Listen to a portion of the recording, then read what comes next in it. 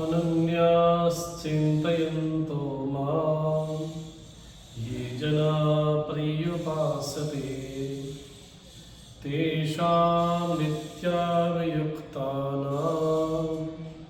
योगक्षेमं वहाम्यहम्।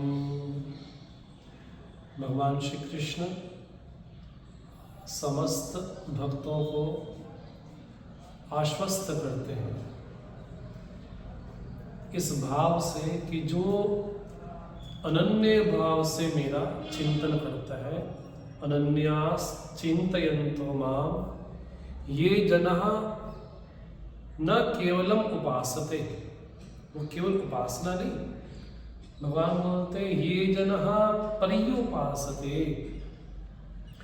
अर्थात जीवन की समस्त चेष्टाएं, समस्त कर्म, समस्त विचार, समस्त संकल्प, समस्त भावनाएं हमारे उठने से लेकर के रात्रि शयन पर्यंत जो भी हमारी दिनचर्या है, वो सारी दिनचर्या हमारी भगवत विषय को हो, उसको कहा गया पर्युपासते।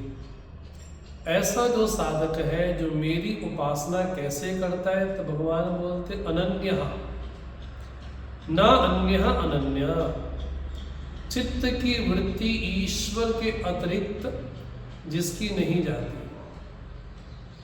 इसको कहा गया अनन्य भाव। आगे भगवान बोलते अनन्याश्चिन्तयन्तो माम, माम उपासते।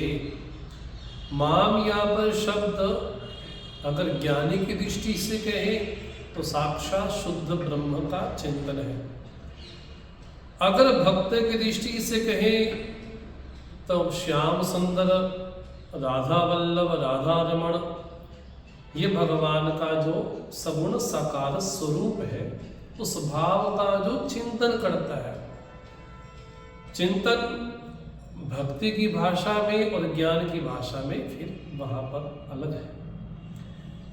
ज्ञान की दृष्टि से ब्रह्म अचिंतनीय है, इंद्रिय गोचर नहीं है, लेकिन उसको आत्म रूप से चिंतन किया जाता है। सगुण रूप से जो मेरे उपास्य है, उस उपास्य की नख से सिर पर्यंत जो उनके भाव है, भगवान के नाम है, रूप है, भगवान के गुण है, लीला है, माधुर्य है, उनका जो चिंतन करता है, उस साधक के लिए भगवान बोलते हैं तेषां नित्याभियुक्तानां, जो नित्य मेरे प्रति समर्पित भाव से है, उनके लिए भगवान एक आश्वासन देते हैं बहुत बड़ा।